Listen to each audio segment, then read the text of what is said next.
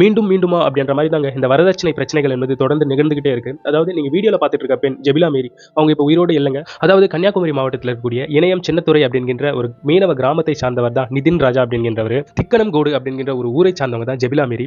நிதின் ராஜா அவர்களும் ஜெபிலா மேரி அவர்களும் கிட்டத்தட்ட 13 வருடங்களாக காதல் செஞ்சுக்கிட்டு வருவதாக ஒரு தகவல் என்பது இணையத்தின் வாயிலாக தெரிஞ்சுக்க முடிஞ்சதுங்க. பெற்றோருடைய சம்மதத்தில் தான் அவங்களுடைய திருமணம் என்பது ரீசெண்டா 6 மாசத்துக்கு முன்னாடி வந்து நடந்திருக்குங்க. மேல் விடலம் அப்படிங்கிற ஒரு ஊர்ல தான் ஜெபிலா அவர்களுடைய பேரண்ட்ஸ் வந்து ஒரு வீடு வாங்கி கொடுத்திருக்காங்க. அதாவது ஜெபிலா மேரி அவர்களும் நிதின் ராஜா அவர்களும் அந்த வீட்டில் தான் வாழ்ந்துட்டு வந்திருக்காங்க. அதாவது நிதின் ராஜா அப்படிங்கிற ஜெபிலா மேரி அவர்களுடைய ஹஸ்பண்ட் வந்து வேலைக்கே போறதில்ல, ஜெபிலா மேரி அவர்கள் தான் வேலைக்கு போயிட்டு இருக்காங்க அப்படிங்கிற ஒரு தகவல் வந்து ஊடகத்தின் வாயிலாக தெரிஞ்சுக்க முடிஞ்சது. உங்க 2 பேருக்கும் இதனால தான் சண்டை வந்திருக்கும் அப்படிங்கிற ஒரு தகவல் இருக்குங்க. ரீசெண்டா கொஞ்ச நாளைக்கு முன்னாடி ஜெபிலா மேரி அவர்கள் வந்து வேலைக்கு போயிட்டு வந்து அவங்களுடைய வீட்டில் அவங்களுடைய ரூம்ல வந்து டயர்டா தூங்கிட்டு இருந்திருக்காங்க. அந்த டைம்ல ஜெபிலா மேரி அவர்களுடைய ஹஸ்பண்ட் வந்து நிதின் ராஜா வெளியே போயிட்டு வந்து திருப்பி அவருடைய வீட்டுக்கு வந்து ஜெபிலா மேரி அவர்களுடைய ரூம்ல பார்க்கும்போது அவங்க தூக்கிட்டு இறந்து போயிருக்கக்கூடிய காட்சிகளை வந்து பார்த்திருக்காரு. அதுக்கப்புறம் மருத்துவமனைக்கு வந்து விரைறாங்க. இவங்க இதுக்கு முன்னாடி இறந்து போயிட்டாங்க அப்படிங்கிற ஒரு விஷயத்தை மருத்துவர் வந்து கன்ஃபார்ம் பண்ணியிருக்காரு. நிலையில இந்த வழக்கில் வந்து பல குழப்பங்கள் வந்து நிகழ்ந்துகிட்டு இருக்கு. அதாவது முதல்ல பார்த்தவர் அவர்கள் வந்து ஹஸ்பண்டான நிதின் அவர்கள், அதுக்கப்புறம் அந்த டைம்ல வந்து நிதின் அவர்கள் வந்து வீட்டில் தான் இருந்தாரா இல்ல வெளியே போனாரா, இந்த மாதிரி பல கட்ட குழப்பங்கள் வந்து போயிட்டு இருக்கு இந்த கேஸ்ல. ஜெபிலா மேரி அவர்களுடைய உடல் என்பது பிரேத பரிசோதனைக்கு அனுப்பி வைக்கப்பட்டிருக்கு.